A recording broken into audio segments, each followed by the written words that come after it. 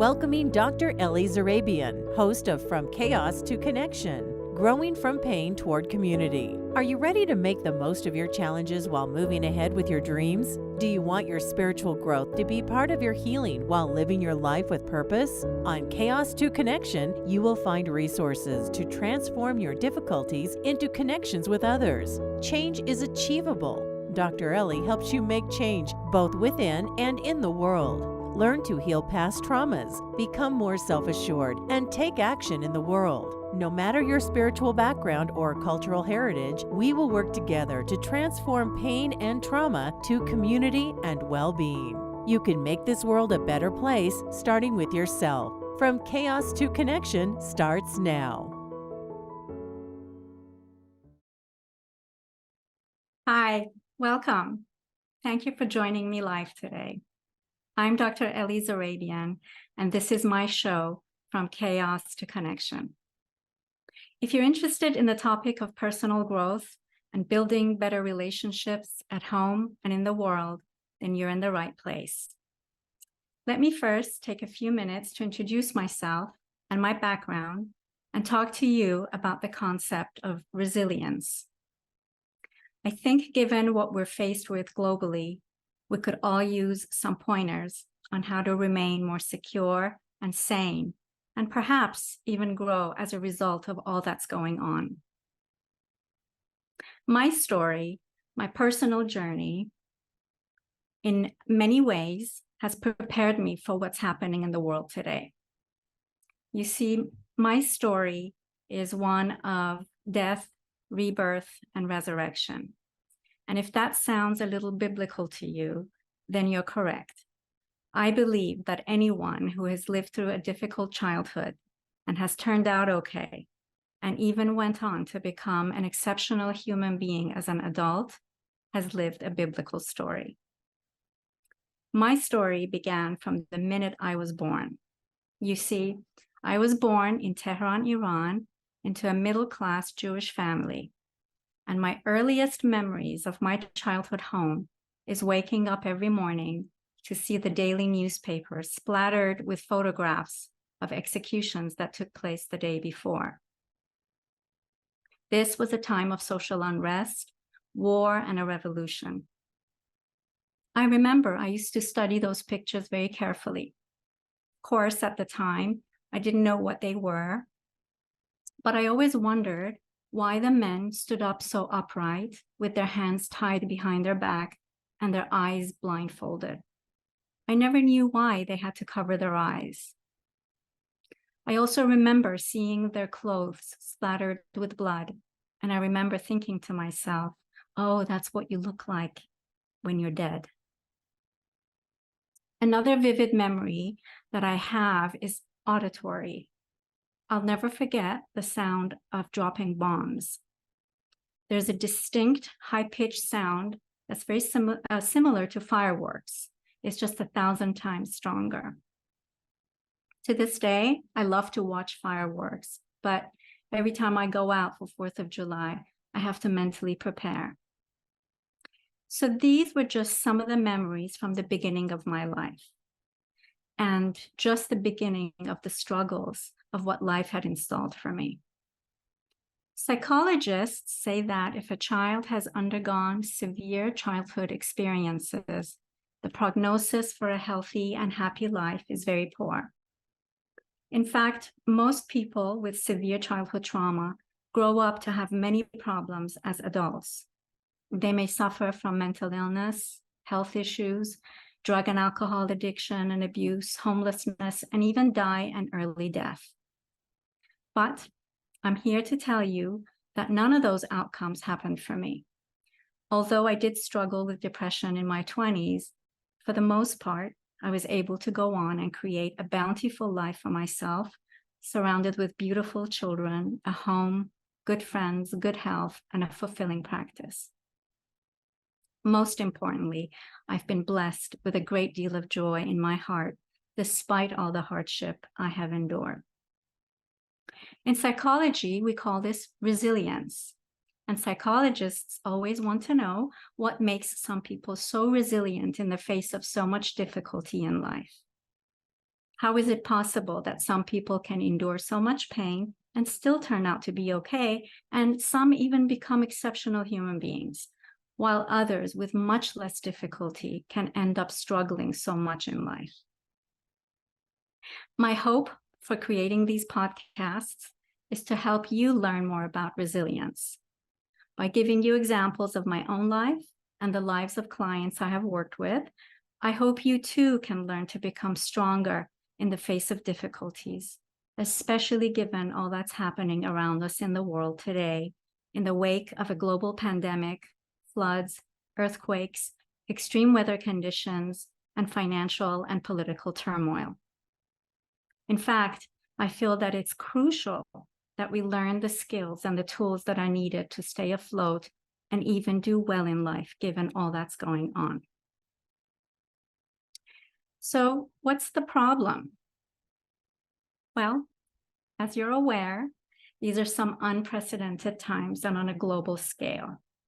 What we're experiencing in our backyard is reflected many times over in the world at large.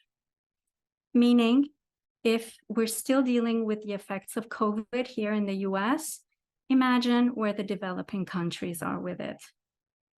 Or if we're dealing with high gas prices or severe weather conditions, imagine what's going on in other countries that are less resourceful.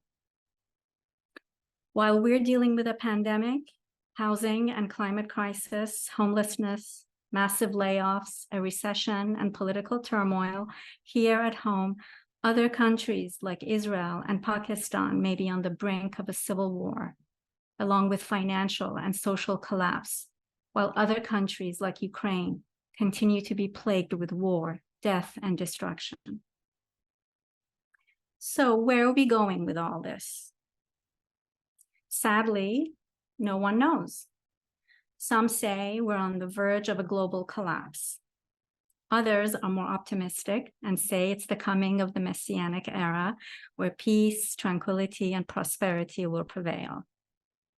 Well, what I'm most interested in is how you're doing with all this on an individual level and how we collectively as global citizens are dealing with this level of chaos.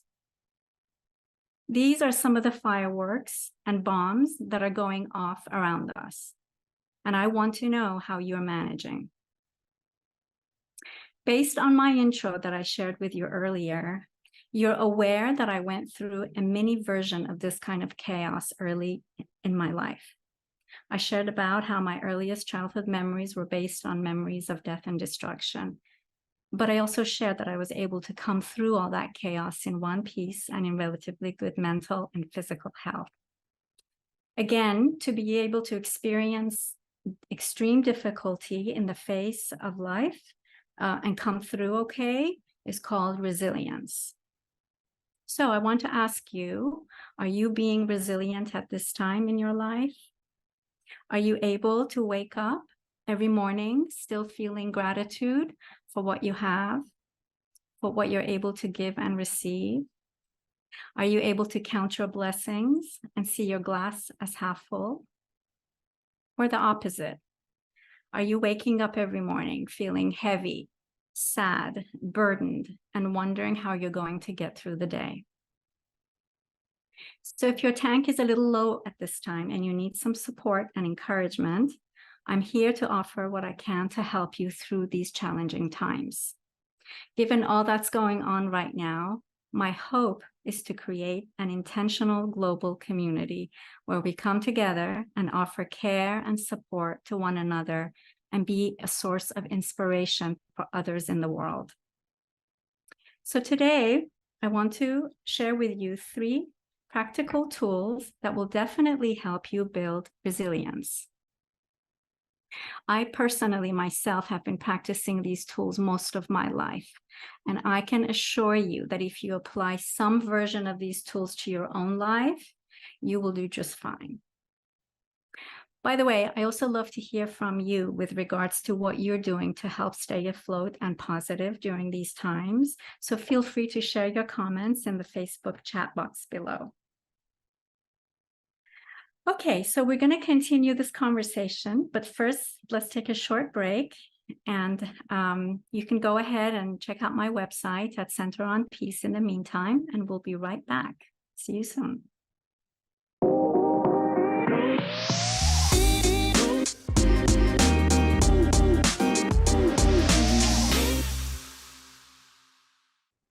Welcome back. So, what's the medicine? Research shows us that the number one way people are able to maintain a strong sense of self during difficult times is to have some kind of a spiritual belief or practice. Now, it doesn't have to be a formal religion or practice to be considered spiritual. It just means that you have some belief in a power above your own ego or your immediate sense of self. That could mean a higher power like God, or it could mean a connection to humanity or nature, like the ocean or the mountains. Having a spiritual belief or practice has many benefits that help fight depression and anxiety. For example, when you pray or meditate or spend time in nature, you neutralize the bad chemicals in your brain, so you're not deep in your worries about the past or the future. You remain grounded and calm in the present time, and remaining present in the moment actually helps alleviate signs of stress and anxiety. I like to share my own story around spirituality with you, which I think you will find interesting. My point here is to show you that even in the face of considerable chaos, warfare, and trauma, it is still possible to find something beautiful and life-affirming. For me, growing up during wartime in a country that was going through a religious revolution, having to escape and become a refugee, and then migrating a second time to the US to start life twice over was definitely more than any person could handle, let alone a child. So you may wonder, how did I do it? How did I find a consistent, sustainable spiritual path to something greater than myself, and at such a young age with little to no guidance? How was it possible to build something so solid and secure to help sustain me and help me bypass a whole host of problems, like I mentioned, mental illness, addiction, and poor health? It's really amazing what the human spirit can achieve with just a little bit of tenacity. Many of you know that I have quite an extensive background in Sufism, even though I was born into a Jewish family. You see, in Iran, like most patriarchal societies, girls are not encouraged to pursue a spiritual path regardless of their religion. Even though I had a strong proclivity towards spirituality from an early age, I could not formally study anything religious simply because of my gender. I remember being around age 5 or 6 years old and going to the temple with my grandmother. Like the other women, we always had to sit in the back of the temple, and all I could ever hear were the women talking nonstop around me. The women talked because no one could understand what was being said or read or discussed by the priests. But over the years, I just watched and observed the movements of these men. I observed how they would quietly whisper to themselves while closing their eyes, or gently rock back and forth while reading the holy books. In my childish way of trying to make sense of what I was seeing, I used to think that these men were actually talking to God. So I would go home and hold up a book and pretend that I was talking to God. Believe it or not, that started my own inner spiritual journey towards a very personal inner experience. I couldn't rely on external religion to teach me how to pray or seek inner guidance, but I learned to do that by just watching people and then getting creative and finding a way to what worked for me. Also around this time, shortly before we fled Iran, I was introduced to Sufism. And some of you may know that the Sufis, or the dervishes of Iran, were the spiritual seekers who denounced the material world in exchange for a higher spiritual calling. I remember a day when I went to on a school outing at the local museum, and I must have been about 6 years old. I went with my class, but I ended up wandering off on my own because I had found a corner in the museum where they were showcasing the artifacts and clothes of the ancient dervishes of Iran. And I was so moved and so intrigued by everything in that room that I stayed in there for what seemed like hours or until I was found.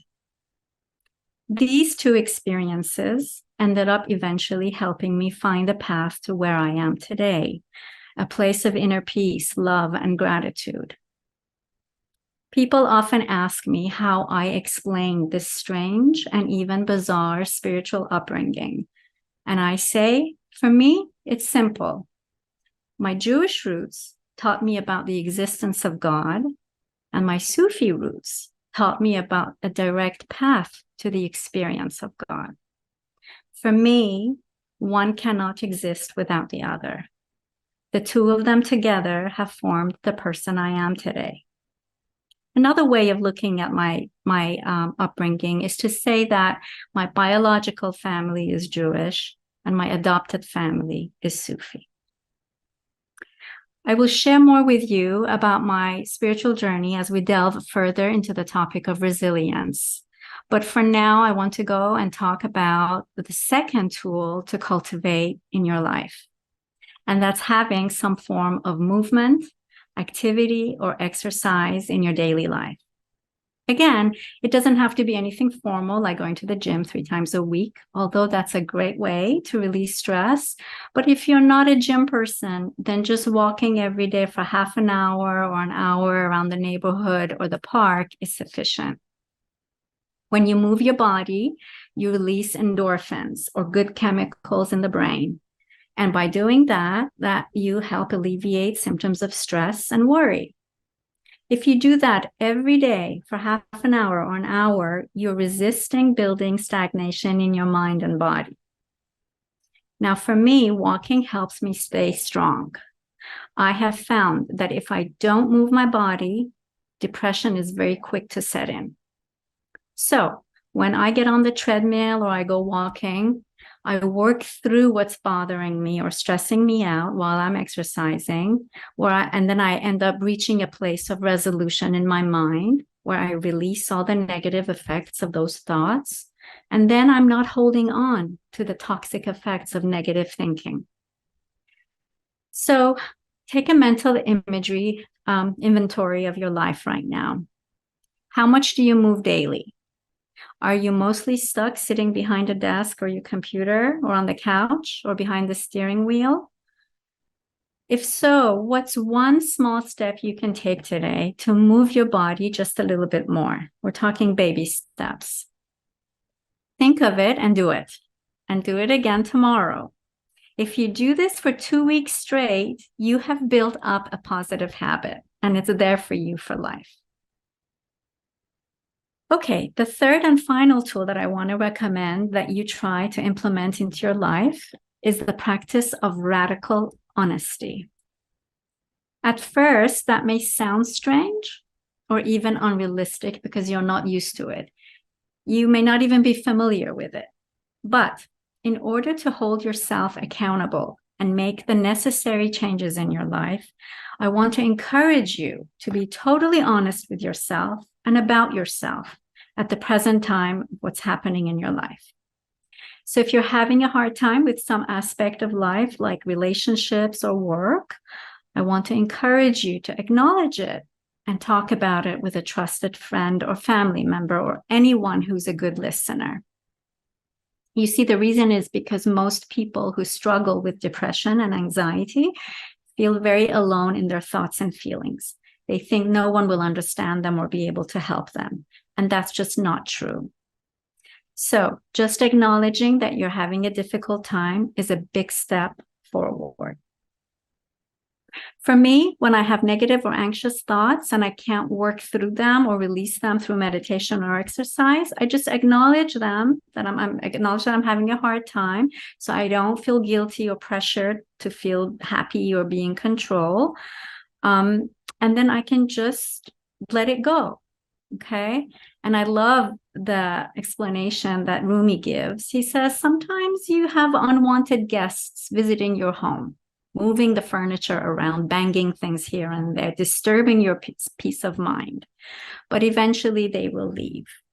So I know that I don't need to fret about the situation or try to control it in any shape or form. I just let it be.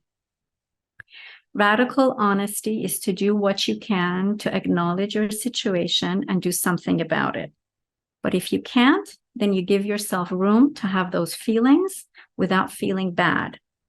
Then, when you're ready, you seek guidance.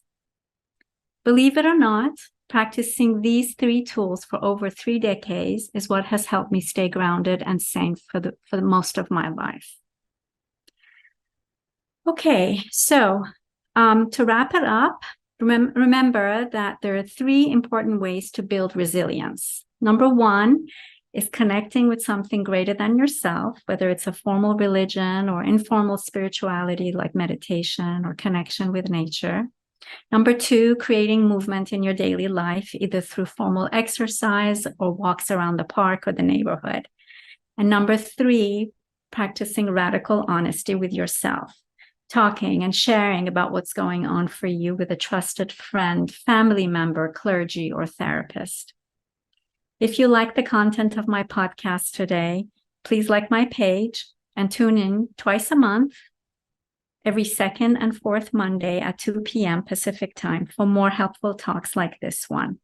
If you can't make it to the talk live, then a recording will be available where you can watch it at a later time at your own leisure. I'm Dr. Ellie Zarabian, coming to you from Transformation Network, from chaos to connection. You have been listening to Dr. Ellie Zarabian, host of From Chaos to Connection. Tune in every second and fourth Monday at 2 p.m. Pacific on TransformationTalkRadio.com for more resources and tools to help with healing on your journey of life. You can impact the globe in the most powerful way possible. Whatever your spiritual background and cultural heritage is, you can transform pain and trauma into building community and connection.